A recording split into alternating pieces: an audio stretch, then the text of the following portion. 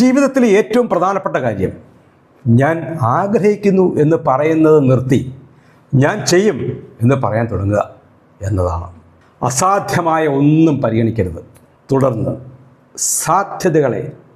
സാധ്യതകളായി കണക്കാക്കുക. ഒലിവർ ട്വിസ്റ്റിൻ്റെ രചയിതാവായ ചാൾസ് ഡിക്കൻസിൻ്റെ നിരീക്ഷണമാണിത്.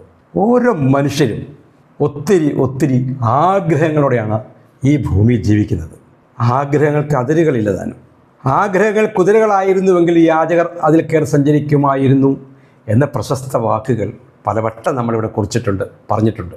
ആശയ സന്ദർഭവും സാഹചര്യവും അനുസരിച്ച് വീണ്ടും ചില വാക്കുകൾ ഉദ്ധരിക്കുന്നത് ചർവണം ആണെങ്കിലും സ്വാഭാവികവുമാണല്ലോ.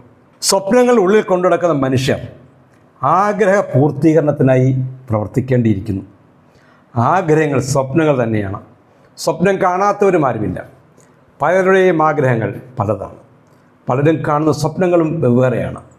ഉയർന്ന ജോലി, ഉന്നത വിദ്യാഭ്യാസം, ധനം, പദവി, സാമൂഹിക അംഗീകാരം തുടങ്ങി ഒരു മനുഷ്യന് സ്വപ്നം കാണാൻ എന്തെല്ലാമാണുള്ളത്.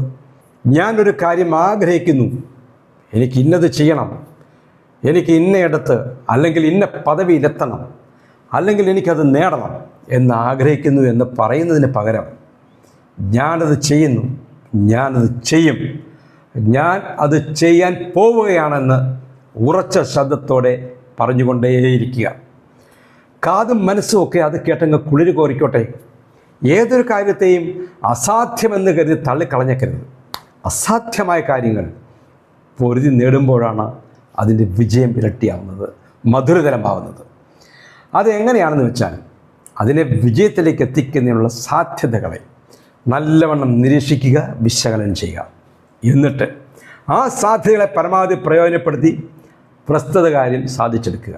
ഇന്നു മുതൽ ഞാൻ ആഗ്രഹിക്കുന്നു എന്ന് പറയുന്നതിന് പകരം ഞാനത് ചെയ്യും, ഞാനത് ചെയ്തിരിക്കുമെന്ന് ആവർത്തിച്ച് പറഞ്ഞ് നിങ്ങളുടെ ആഗ്രഹങ്ങളെ നേടിയെടുക്കുക. ശുഭദിനം.